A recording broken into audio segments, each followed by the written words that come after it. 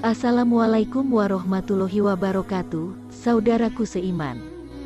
Azan berfungsi sebagai media atau alat untuk memberi informasi atau peringatan kepada kaum muslimin sehubungan dengan masuknya waktu sholat. Azan adalah panggilan dengan satu cara yang memperingatkan manusia dengan kata-kata yang bermanfaat dan menarik perhatian. Tidak hanya di situ, azan melibatkan muazin dan yang mendengar seruan azan. Keduanya memiliki unsur timbal balik. Dengan kata lain, azan sebagai salah satu instrumen yang berfungsi untuk mengingatkan kaum muslimin akan datangnya waktu sholat. Adapun mengenai persewaan muazin, maka sebagian fuqaha tidak mempunyai keberatan terhadapnya, sedang sebagian lainnya memakruhkannya. Fuqaha yang memakruhkan dan melarangnya beralasan dengan hadis yang diriwayatkan dari Utsman bin Abu Yasri. Beliau berkata, Rasulullah bersabda, ambillah muazin yang tidak mengambil upah atas azannya. Sedang mereka yang membolehkan penyewaan seorang muazin, maka mereka menyamakan perbuatan tersebut dengan perbuatan-perbuatan yang tidak wajib.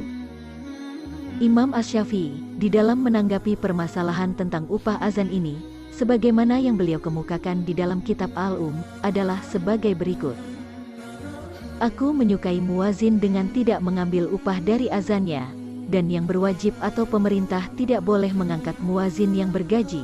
Jika ada muazin yang mau menjalankan tugas berazan secara sukarela, saya berpendapat bahwa dalam suatu kota besar, tentu didapati seorang muazin yang dapat dipercaya yang tetap mau berazan dengan sukarela.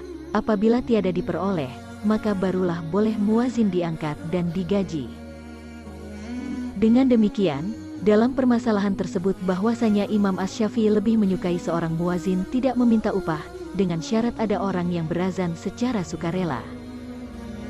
Pendapat beliau ini berpijak kepada hadis, sebagaimana yang diriwayatkan oleh Imam yang lima, dan dihasankan oleh Tirmidzi, dan disyahkan oleh Hakim. Dari Utsman bin Abil As, aku pernah berkata pada Rasulullah, wahai Rasulullah, jadikanlah aku sebagian imam solat bagi kaumku. Sabda beliau, engkau adalah imam dari kaumku. Hanya saja perhatian orang-orang yang lemah yang ikut solat bersamamu, dan pilihlah seorang muazin yang tidak mau menerima upah dari azan yang dilakukannya. Demikian juga Syekh Imam Abi Bakar, dalam kitabnya, beliau memaparkan kaul jadidnya Imam Asy-Syafi'i tertera, bahwa seorang pemimpin atau pemerintah tidak boleh memberi upah terhadap muazin selagi ia mendapatkan seorang muazin secara sukarela.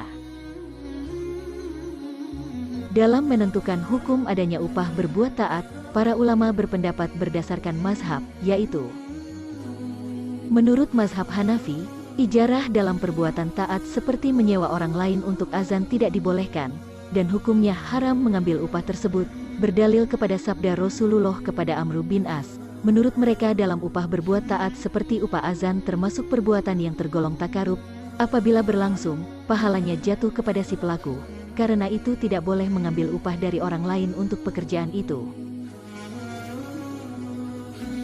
Lain halnya dengan pendapat Imam Maliki, beliau membolehkan mengambil upah sebagai imbalan mengajarkan Al-Quran dan ilmu, karena itu termasuk jenis imbalan dan perbuatan yang diketahui, dan dengan tenaga yang diketahui pula. Pendapat mazhab ini diperkuat oleh hadis yang diriwayatkan oleh Al-Bukhari dan Ibnu Abbas radhiyallahu anhu. Sesungguhnya upah yang paling hak untuk kamu diambil ialah imbalan dan kitabullah.